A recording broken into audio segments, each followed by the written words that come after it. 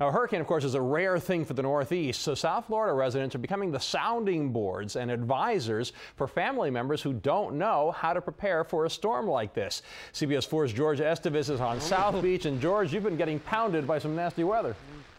You know what, Antonio, normally we'd be in rain gear, those ugly yellow jackets. Well, we came out here 5 minutes ago before this live shot, and it was turning into a beautiful evening. The sun was even coming through. But as we pan out, you can see I'm practically holding the CBS 4 umbrella because the rain is pounding and it's practically horizontal.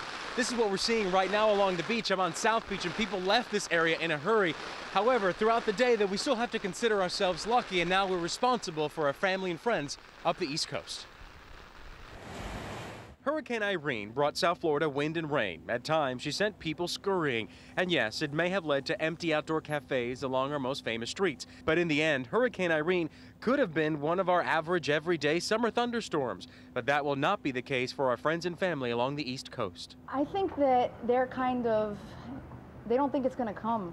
I think that they just think it's not going to be there, and I'm a little scared. Desiree, like many South Floridians who are familiar with the rough conditions from a hurricane, wants to make sure her family in New York is ready for the effects of Hurricane Irene. We asked her to check on them. Hi, Andy. And they seemed grateful to have expert advice on how to prepare. Absolutely, yes. We look forward to telling what we need to do. After all, the Northeast doesn't get storms like Irene often. We get a hurricane on average about every 6 years. They get one about every 20 years. So the mindset is, it's probably not going to come here. We started digging and found New York City's last direct hurricane in 1893 actually changed its geography. It washed away Hog Island, a resort just off Long Island. And a handful of New Yorkers still remember the Great Hurricane of 1938. That's a huge wave slamming into Battery Park in downtown Manhattan. And in 1999, Hurricane Floyd flooded out much of New Jersey. That monster storm did nearly $7 billion in damage from North Carolina into the Northeast. So, presented with the history, South Floridians need to take the time now to present the North with options in the hopes of preventing more problems in the near future. Love you. Love you. Bye-bye. Bye.